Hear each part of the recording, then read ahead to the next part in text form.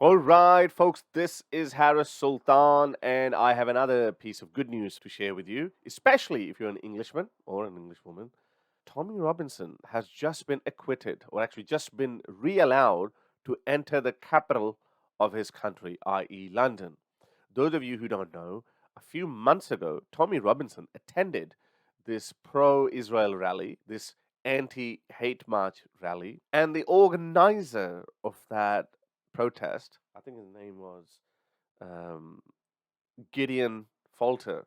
Yeah, Gideon Falter, this guy, he complained to the Met Police that Tommy is here uninvited. We don't want him here. He's causing a ruckus or whatever. And the police came, they picked Tommy out of the crowd, pepper sprayed him, and banned him from entering London. I made a video about that a few months ago when it happened. And then all the people around him, mostly Jewish people, they were saying, no, we want him. We like Tommy Robinson. I've seen Tommy Robinson. Tommy Robinson has been consistently a friend of the Jewish people as well as of Israel. Now, that position is not really popular with Islamists and obviously the far right. And also, it's a slap in the face of those people who say that Tommy Robinson is far right. Oh, by the way, I actually met Tommy Robinson a couple of weeks ago, and Nuria Khan recorded a podcast with him. And if I stay in England long enough, I might be able to have a podcast with him as well. But right now, everything is up in the air because Tommy is extremely busy, obviously, as you can see.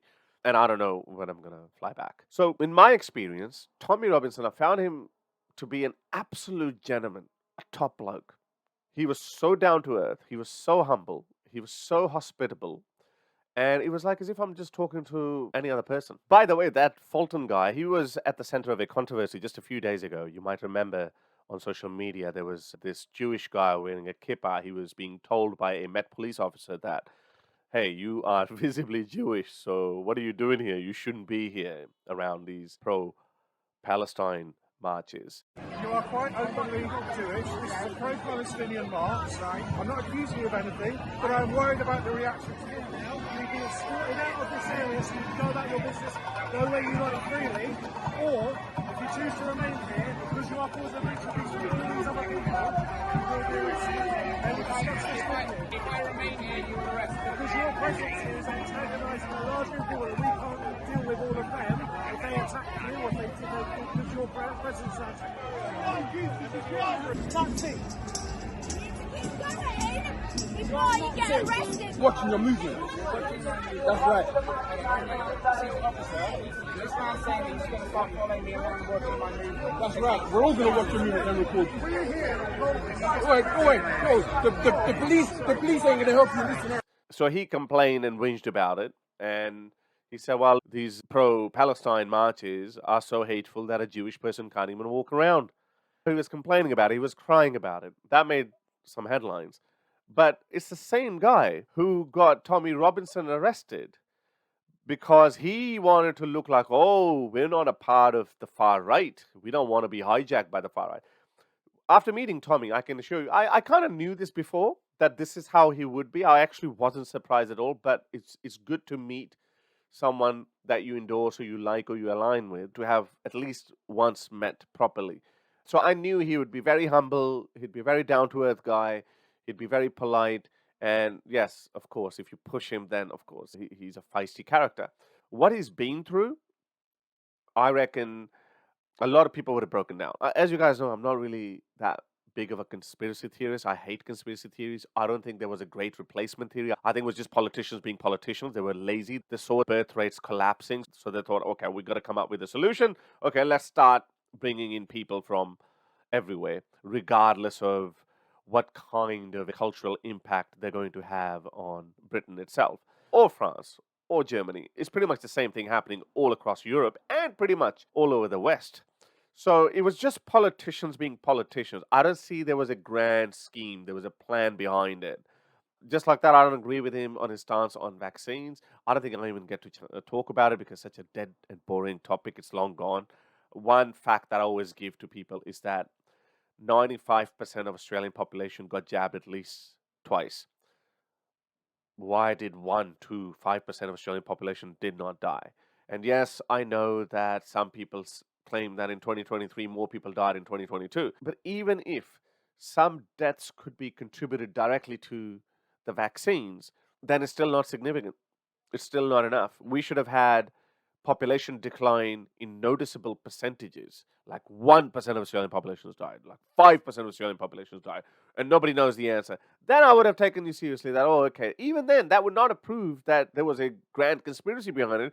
It would only prove that these guys were incompetent. They made money, they cut a shortcut, etc. So I'm not in for conspiracy theories. I don't know to what extent he believes in that, but that's regardless. I'm not interested in him for his views on Russia or on vaccines.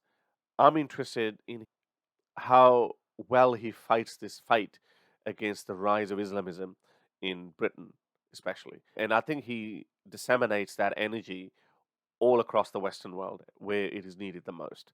So I think he's done really well. I was very happy to have met him. And I told him that I find his character very inspiring because the way he's been demonized, the way he's been ostracized by his own country, and at times by large segments of the media, kudos to him. But the good news is that he's won this case in the court of law, so that's a good step. But secondly, I asked him, where is this battle of the preservation of British values and the rise of Islamism headed? And he was very hopeful. He said that people who didn't used to talk to him, people who used to hate him and dislike him, they now say, Tommy, you're right. And I've also noticed that. I've also noticed a little surge in his popularity, which is definitely a good thing. And people who say he's a racist, I have followed him for a very long time, maybe since 2017, 16. And I know some people have followed him from even way before that. But I have seen him how he picks fights with real white supremacists, with real far right. Just go through his timeline because he tries to be inclusive. When I was sitting down with him at a pub, I and Nuria were the only brown people there. And there was no uneasiness. I'm telling you, there was nothing. I know this. So anyways, I found that meeting very interesting. I think he's a champion. I think he's a legend. Hopefully we'll find time in the next week or so because then I'm going to have to fly back. But I understand. I think he's very busy. I might actually message him and congratulate him. But anyway, that's all I've got to share with you. I hope you liked today's video. If you liked it, then like, share, and subscribe to the channel. And if you'd like me to continue making awesome videos like these, then you can be my patron by going to patreon.com/Harris Sultan, or you can buy me a coffee. The address is buymeacoffee.com/Harris Sultan. You might have noticed that I'm being a bit lazy with visuals. That's because I'm traveling. I've got a very crappy laptop, so it's very difficult to put in images and videos. So it's just me talking to the camera. But anyway, that's it for me. Until next time, ta-da. If you'd like to support my work, you can become my patron by going to patreon.com/Harris Sultan, or you can simply buy me a coffee.